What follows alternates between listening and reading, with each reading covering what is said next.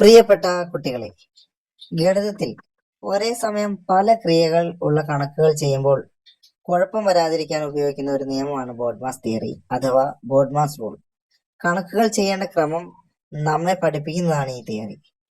BODMAS എന്നത് 6 English വാക്കുകളുടെ ആദ്യാക്ഷരങ്ങളാണ്. അവയാണ്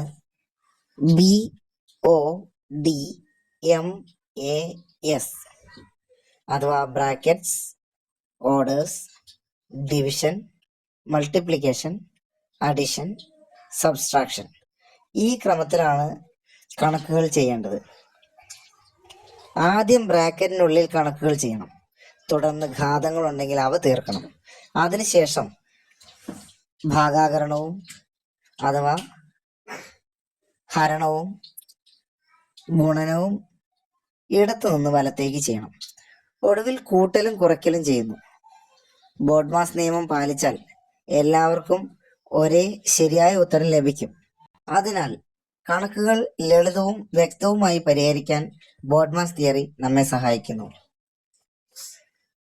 ഇതിന്റെ കൂടുതൽ വിവരങ്ങൾ വീഡിയോയിൽ കാണിക്കുന്നു.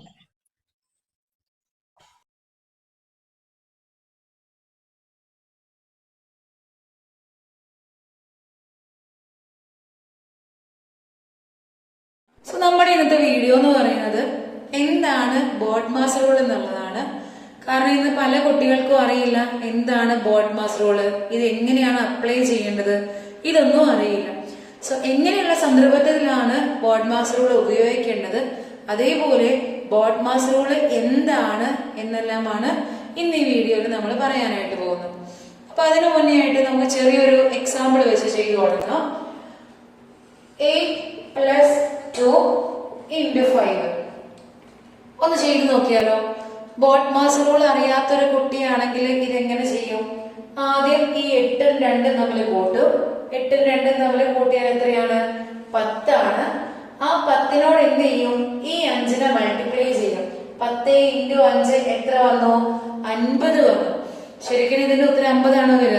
അല്ല, ഈ ആൻസർ എന്താണ്? തെറ്റാണ്. അപ്പൊ ഇങ്ങനെയുള്ള കേസിലാണ് നമുക്ക് ബോഡ്മാസ് റൂൾ എന്താണ്, അത് എവിടെയൊക്കെ അപ്ലൈ ചെയ്യാം എന്നെല്ലാം നമുക്ക് ഉപയോഗപ്പെടുന്നത്. അപ്പൊ ആദ്യം തന്നെ എന്താണ് ബോഡ്മാസ് റൂൾ എന്ന് പറയാം. അത് അതിന്റെ പേരിൽ തന്നെയുണ്ട്, ബോഡ് മാസ്.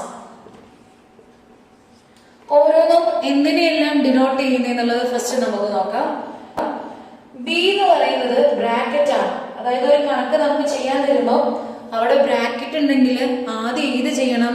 ആ ബ്രാക്കറ്റിന്റെ ഉള്ളിലുള്ളത് വേണം ചെയ്യാനായിട്ട്. അടുത്ത് ഡി എന്ന് പറയുന്നത് ഡിവിഷൻ ആണ്, അല്ലെങ്കിൽ ഹരണമാണ്. ഇനി എം എന്ന് പറയുന്നത് എന്താണ്? മൾട്ടിപ്ലിക്കേഷൻ ആണ്, അല്ലെങ്കിൽ ഗുണനാണ്. എ എന്ന് പറയുന്നത് അഡീഷൻ ആണ്. എസ് എന്ന് പറയുന്നത് എന്താണ്? സബ്ട്രാക്ഷൻ, അതായത് കുറയ്ക്കലാണ്. അപ്പൊ ഈ ഡിവിഷനും മൾട്ടിപ്ലിക്കേഷനും അഡീഷനും സബ്ട്രാക്ഷനും ഒക്കെ ഒരുമിച്ച് വരുമ്പോൾ നമുക്ക് നമ്മുടെ ഇഷ്ടത്തിനുള്ള ഓർഡറിൽ അത് ചെയ്യാൻ പറ്റില്ല. അതിൻ്റെതായിട്ടുള്ള സ്പെസിഫിക് ആയിട്ടുള്ള ഒരു റൂൾ ഉണ്ട്.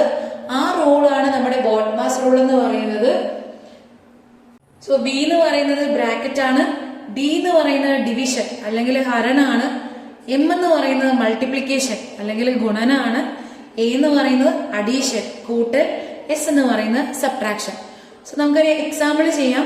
നമ്മൾ നേരത്തെ ചെയ്ത ചോദ്യം ഉണ്ടല്ലോ, 50 ഉത്തരം വന്നിട്ട് നമ്മൾ തെറ്റാന്ന് പറഞ്ഞ ചോദ്യം, ആ ഒരു ചോദ്യത്തിലേക്ക് തിരിച്ചു പോവാം.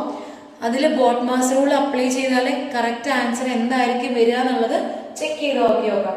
സോ സ്റ്റാർട്ടിങ്ങിൽ നമ്മൾ ചെയ്ത ചോദ്യം എന്തായിരുന്നു? 8+2 × 5 ആയിരുന്നു. ഇവിടെ 2 കാൽക്കുലേഷൻസ് നമുക്ക് വരുന്നുണ്ട്. ഏതൊക്കെയാണ് വരുന്നത്?